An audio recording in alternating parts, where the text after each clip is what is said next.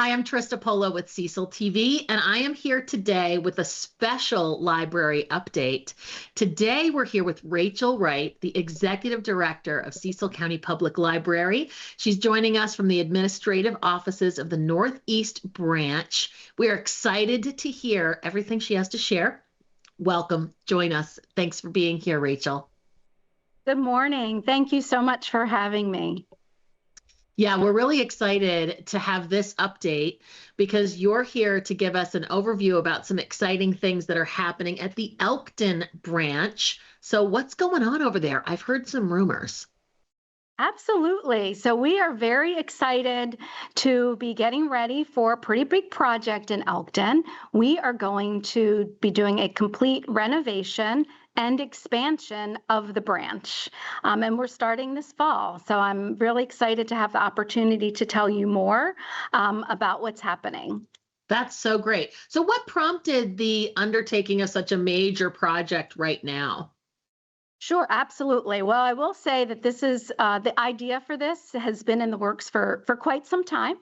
So the Elkton branch, if you're not familiar, and for those of you who maybe not be, we are coming up on 40 years of serving the Elkton community from that branch, and it has been a wonderful time to serve the community. It's been a thriving community hub, but after 40 years, it needs some attention. And so we really wanted to, it's a great location. So we didn't want to move the space, but we really wanted to make some changes to the facility, to update the facility so that we could continue to serve the community for the next 40 years. That's wonderful. And it sounds like a big renovation. So you said that you're getting started in the fall. About how long do you expect for the renovations to take? Sure. So yeah, so some of the things that we're doing, I keep saying we're touching every system. So we need to address and replace things like the HVAC system. We have a lot of, we call them water infiltration issues. So our courtyard is flooding. We have a leaky roof. So we're touching everything. And so in order to do that, it's going to take some time. It's pretty complex in all that we're doing. And so the construction, the time that will be closed is about 15 to 18 months. So that allows us some time on the front end to move out so that the construction can get underway. And then on the back end, it gives us some time to move everything back in and so that we're ready to reopen in early 2028. Wow, that is an extensive project. And it sounds like you're doing structural as well as probably interior since you're doing this big project. Is there anything that people will see that's going to look different, or is most of it behind the scenes? It is going to, I say it's a wonderful balance of between looking and feeling different and also still looking and feeling like Elkton. So as we were going through this process, working with our team of architects and wanting to, come up with the design and whatever we were doing in the space, we were talking to the community to see, what was the community looking for. And so we wanted it to feel like Elkton. We wanted it to retain that unique community and feel, so it's a good balance, I think, of that. We have renderings that we have been sharing with the community. They're posted at the Elkton branch. I think we have them here for your viewers to see and to take a look at. And so the overwhelming, I think, feedback that we have received as people are looking at the renderings is it looks wonderful. Yes, we are going to have new carpet. We're going to have, kind of some of our spaces are going to be reconfigured. We're going to have new spaces that don't exist right now. And then some of the spaces that we have currently, we're just going to update and refresh. So people are feeling like they see the newness of it, but at the same time, they can still see that it's Elkton. So I think that is one of my most exciting pieces as we've gone through the design of this is to be able to do that. That's lovely. I love that you're keeping the vibe, the personality, the history of how it feels for the patrons that know and love it and treat it as a place they go to a lot. That's really great. Now you're going to have a dedicated teen room, I understand. Why did you decide to create this space? What made this a priority for you in the design? Absolutely. And as you said, a priority. This was the number one thing on my list was that this dedicated space for teens. So number one, I had talked earlier about this being such a great location. So the Elkton branch is within walking distance of about 1,900 students from Gilpin Manor Elementary, Elkton Middle, and Elkton High. And so we welcome a lot of these students in the after school hours. And so they're looking for a space to hang out, to, get materials that they might need for school. Maybe they need to meet with a study group. So lots of things that teens are looking for in the after school hours when they come to the library. And right now, the branch is not designed for them to have that space. They are, I say right now, they're kind of shoehorned between the computer lab and the adult collection. So they don't really have a space to call their own. And what we have found in our previous buildings, like our Northeast Branch Library, and we did the renovation of the Perryville Library a couple of years ago, putting in dedicated space for teens so that they have access to collections, they have access to teen librarians. They really have a space that is designed for them, and it makes it just wonderful for the entire community to have that space. So the creating a dedicated space for teens in Elkton, similar to what we have in Northeast and Perryville, definitely was a priority. And then it also, I think it's bonus points. We were having, flooding issues at the courtyard. And so we really needed to address that. And we found the best way to address it was to take the courtyard and make it part of the interior space. And so in doing that, it created this additional square footage. And so we could put the dedicated teen space in that area. That's great. So not only are you renovating the inside, you're actually expanding the interior as well. And I love what you're doing with it by creating a teen room. I've seen and been in the teen room in Northeast. And you're right, it's such a wonderful dedicated space. It feels like a teen room. It doesn't feel like the kids' room, the adults area. So I love that you're creating that as a priority, especially since you support so many teens and so many of them do come to the library after school, maybe before school. What a wonderful resource to have for the community. Yeah. Yes. Now you have some study and collaboration rooms as well that you're adding or that you're renovating. I know I've used those in the Northeast branch. I live in Northeast, so that's the branch that I tend to go to. And I've used those for lots of different reasons. What kinds of activities do you usually see people using these collaborative spaces, these study spaces for? What could we use them for in the Elkton branch, do you think? Yeah, so absolutely. So in terms of how they're used, they could be a quiet study for just an individual who is looking for a place to just have a little bit of a quieter area.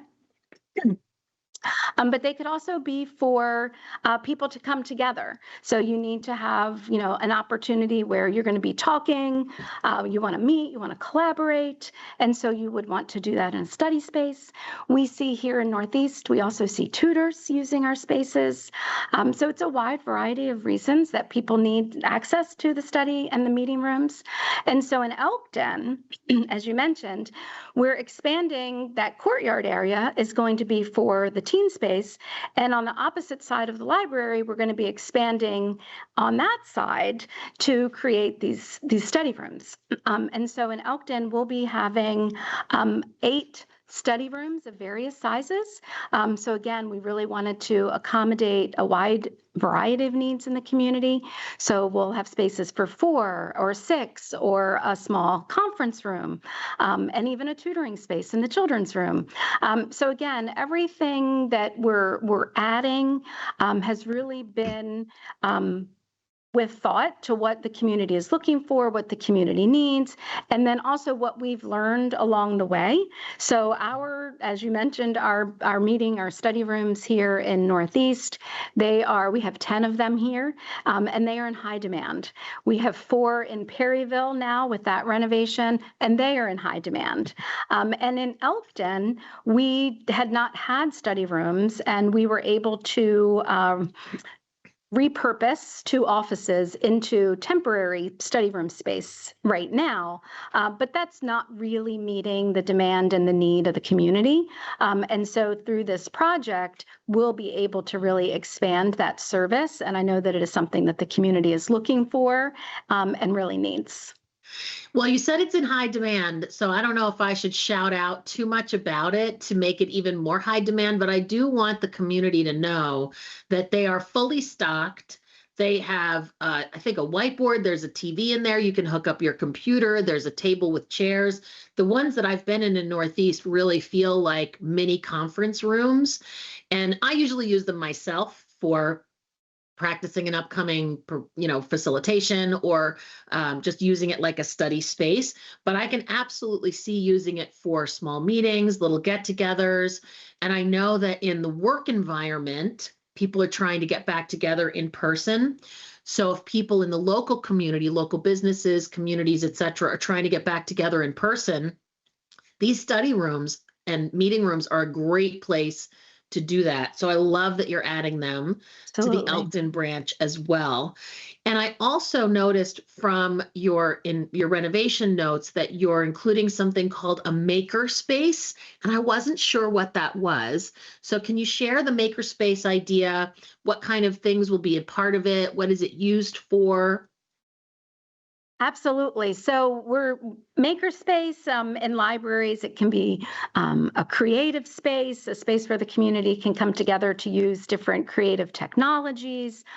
So in this moment, in terms of our design, we wanted to make sure that we created a dedicated space so that we could have it, and then continuing to have conversations with the community about the kinds of things that they might want to have access to. Sometimes libraries will have 3D printers in these spaces. Sometimes they'll have things like a Cricut or sewing machines. So it's just giving access to, it's having kind of durable counters and durable seating and flooring. We could do STEM programming in this space as well. So a wide variety of kind of creative ways for people to come together to create, to explore different technologies. We have our Creator Explorer kits. And so those give people the opportunity to check out all the things that they need to take pictures and do podcasts and different things of that nature. So having a creative space could enable us to do some more things of that, like that, and to have additional programming that supports that as well. I love that. When we do the sessions with Naomi, we always talk about things that are upcoming, and she talks about the 3D printer activities, et cetera. So now I understand how that all connects. Is the makerspace a place that can be reserved for private use, or is it really just for library use? How is it planning to be used? So right now we're looking at it as a library use. So our librarians will schedule programs and time for people to come in to use whatever the technologies are there, and then our librarians can be there as a resource to help instruct in the use of what the technologies are. We could potentially, we do a lot of this already, but bring in experts in different fields to talk more about how maybe 3D printers are used in the field of health services.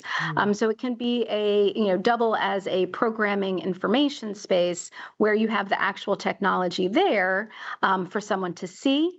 And then there's always the potential to make, kind of open office hours or open lab hours where it's not necessarily tied to a specific program, but maybe someone could come in during a particular time, because they want to work on a project.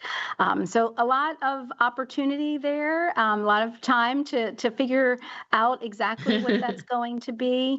But again, as we were talking to the community through our engagement sessions, this was definitely something that our community is interested in, having those opportunities to come together, to be creative, to explore, and have access to technology that they might not have access to at home.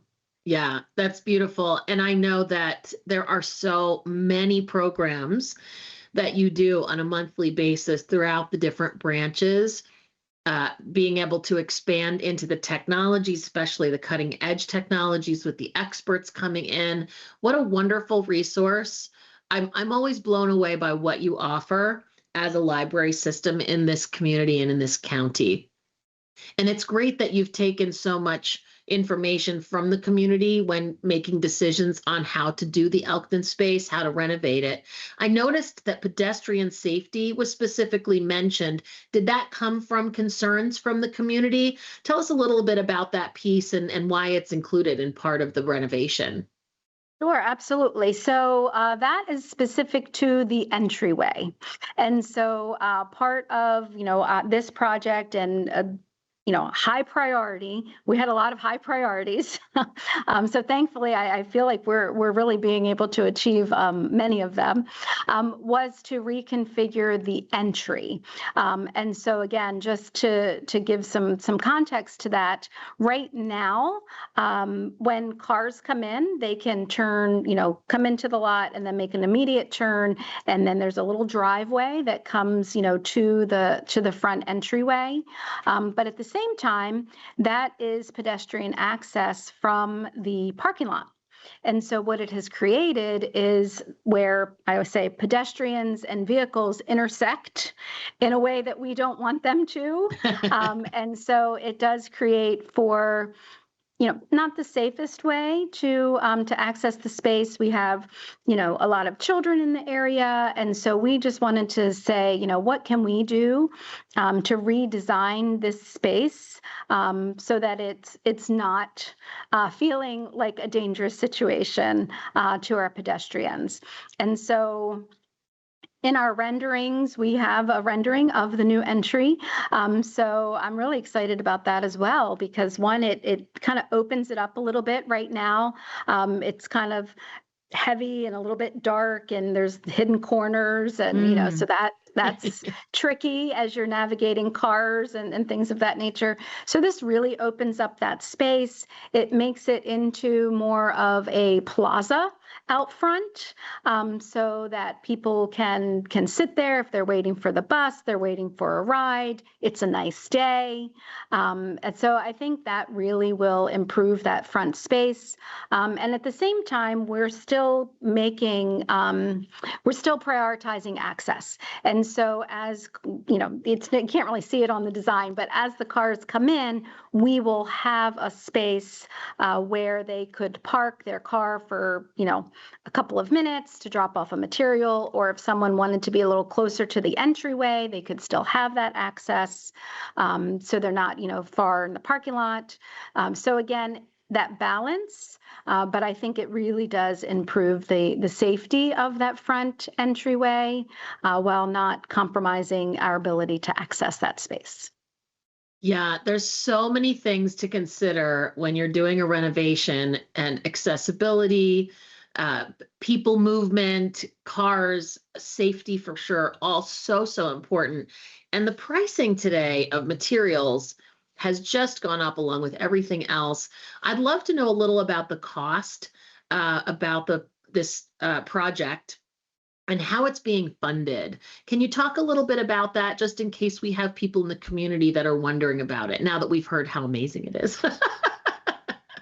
So in terms of funding the library project, so we are very appreciative and fortunate to have the support of Cecil County council, our county executive. And so this project, like other library projects, are part of the county's CIP. So most of the funding is going to be coming from the county. We are also fortunate in the state of Maryland to have the ability to apply for the County Library Capital Grant Program, and that's through the state library agency, and it comes from the governor's budget. And so we have received so far $2.5 million from the state, and we are applying for an additional $1 million that we're crossing our fingers that we'll be getting in the coming year.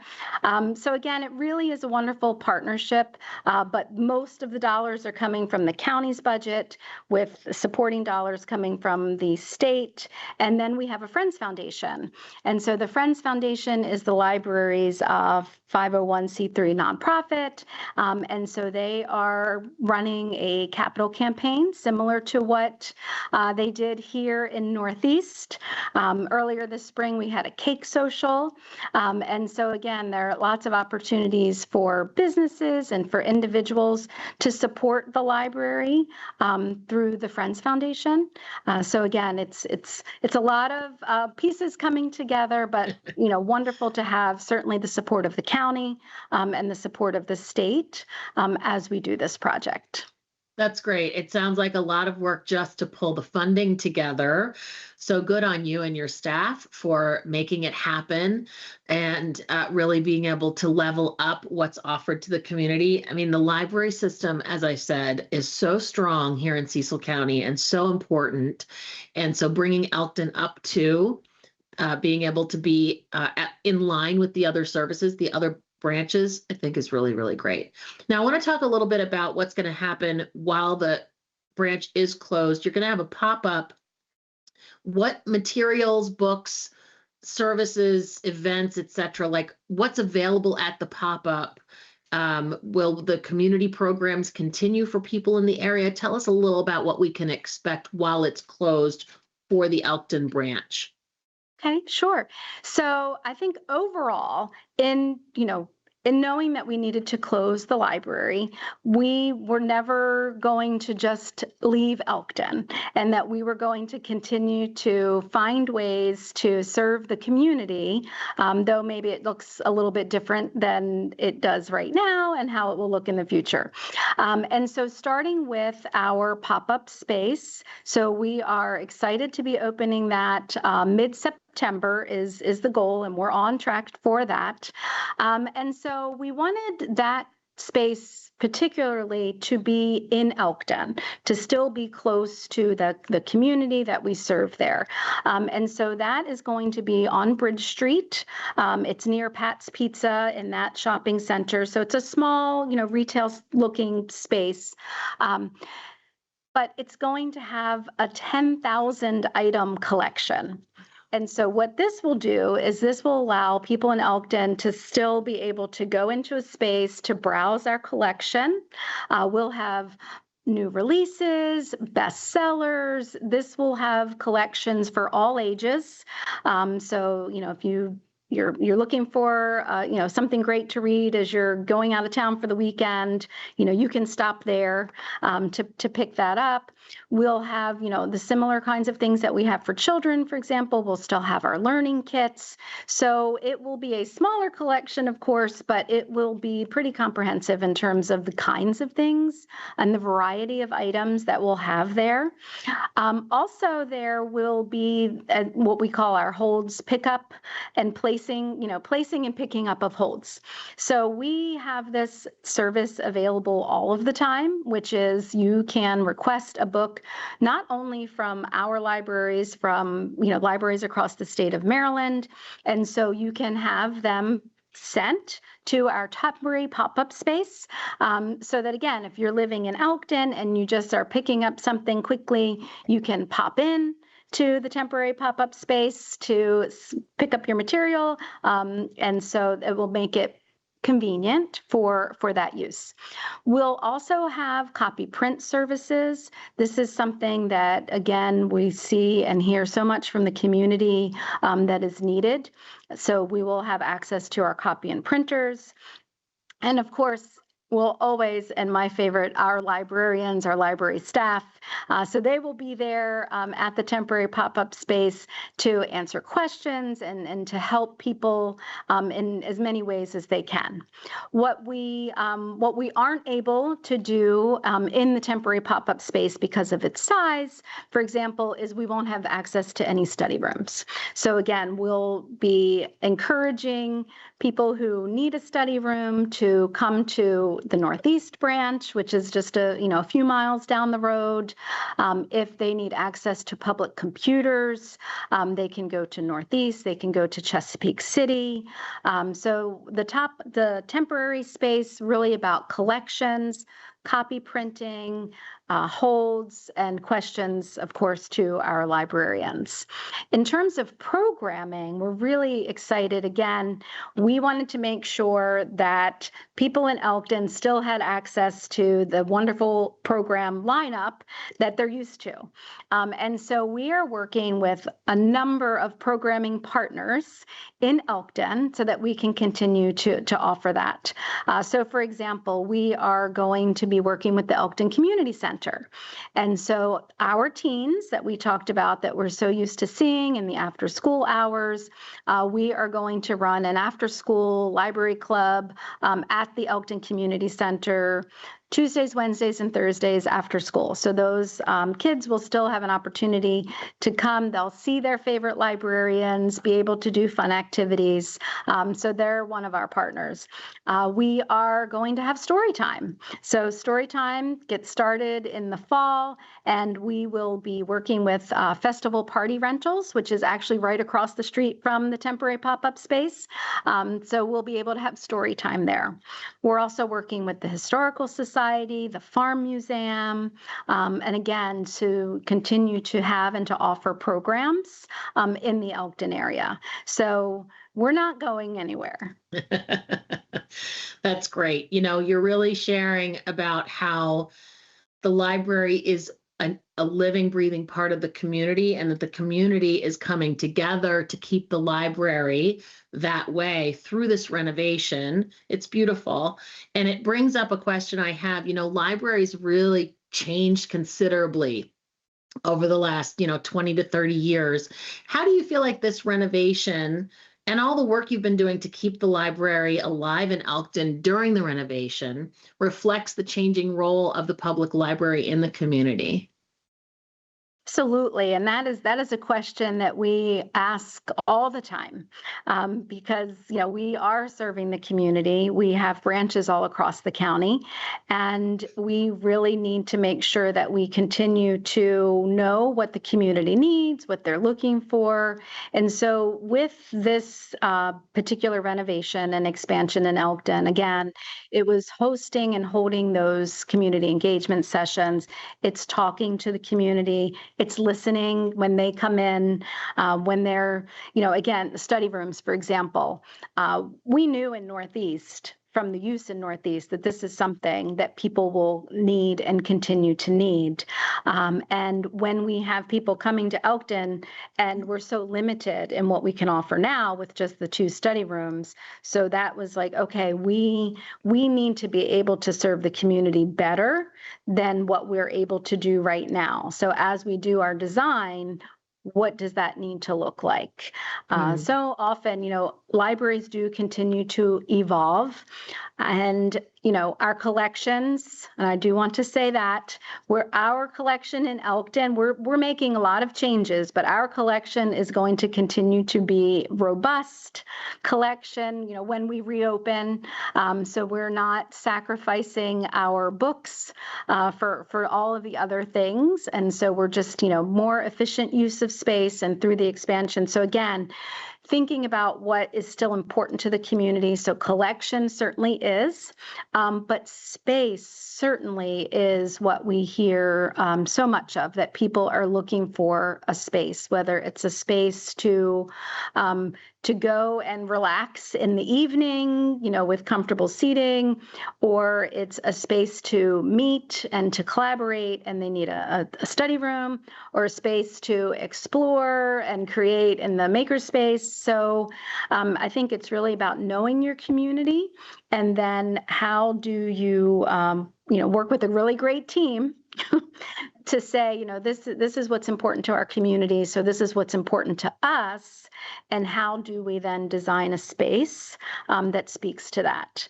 And I really do think as, we look at our renderings, and I think people will see that we've done that, and that's something for them to really look forward to as they see what the spaces are going to look like when they come back. Yeah, that's beautiful. You said before about having the librarians that the children in the community are expecting to see, the familiar faces. And so you've created these relationships with the library staff and the community, and you're doing everything that I can see possible to keep those alive during this renovation and construction. It's a big undertaking, and I know that it will make a big difference to the community when it's all said and done. So is there anything else that we haven't covered that you think it's important for the public to know about this project and how it could impact their experience with the library as well as the community? Sure. I think we have covered a lot. So again, I really do appreciate your time and being able to talk about, our goals for this project, what it's going to look like. And certainly we're really trying to get the word out about the temporary space and how we will continue to serve the community. I think, important date on the calendar is August 29th. That is a Saturday, and that is going to be our last day in Elkton. And so at 5 p.m. is when we'll be closing the branch. Exactly. And so we have been talking about it, and again, appreciate you giving us the opportunity to talk about it. We have handouts, and we have posters, and we have information on our website. So again, we want to answer all of the questions that anyone has. So I would invite, if there's something else that your viewers feel like they would like to have an answer to that we haven't covered, certainly invite them to call or stop in, any of our branches, certainly Elkton. Our staff, they're the ones who have been answering all the questions throughout the summer. It's been a busy summer reading season. We have almost close to 5,000 readers registered for summer reading this year. Awesome. So we've been seeing a lot of people and answering a lot of questions, and certainly in Elkton. And so we welcome that. So, don't let your question go unanswered. Please reach out and mark your calendar for mid-September. We'll definitely be doing a lot of promotion, but we want to see all of those friendly, familiar faces from the Elkton branch visiting us in the temporary space, coming to the programs, and staying connected to us, because as you've said, certainly it is about relationships. Libraries about people. Yes. And so we want to continue to serve and to talk with the whole community. Yeah, that's beautiful. And I do want to make a plug that the website and the social media, you do a great job at keeping those updated. So all of the programs that are happening, all of the newsletter information and how to sign up for that can all be available and found on the library website. And what is the website for the library, just so everybody has it? Yeah, so it's www.cecilcountylibrary.org. Great. So cecilcountylibrary.org. Yeah. Okay. Beautiful. So that's where to go for all the programs coming up, where they're going to be held, and everything that's available. And do you have stuff on that website as well about the renovation? We do. We have our Okay. newsroom. So all of our Great. communications, there's a frequently asked questions page. So again, welcome everyone to go to see those resources. We have them posted at the Elkton Library. So again, libraries, we want to share information. And so there's a lot of information that we've generated around this project. Great. And definitely welcome and invite everyone to take a look. Our library link is the library's newsletter. So you can access that digitally on our website, and then you can also sign up for that. So it comes directly to your inbox. And we are putting the same information is going also into the link. So we want, again, we know people find their information in lots of different places. So whether it's social media, our website, formats such as this. So we want to, again, we want to share the information. We want people to know what we're doing, when we're doing, and how we're doing it. Beautiful. Excellent. And I just so appreciate that you are willing to come on today and share all of this information. You've been an open book about all the things that are happening. And I really appreciate you being willing to say, here's what's going on. Here's what it's going to do to the community, for the community. And here's what we're doing to make sure that everything's available. So we really covered all the bases, I think. But I love that if people have other questions, they can come to the library. Always. Ask the questions, see the renderings in the branch that we've included here in today's segment. And I just want to thank you so much, Rachel, for being with us today and sharing all this information. It's great, great project. I'm really excited for everything and all the hard work you're putting in for what's possible at Elkton. Well, thank you so much again for your time, for the viewers' attention. And yes, we are very excited about this. And again, as I said, to continue to serve the community for the next 40 or 50 years. That's right. Absolutely. Well, Rachel, it's been a great time with you. Thank you, everybody, for joining us. I'm Trista Polo with Cecil TV. Stay tuned. Share this information so other people are updated about the library in Elkton as well. And we'll see you next time. Have a great day.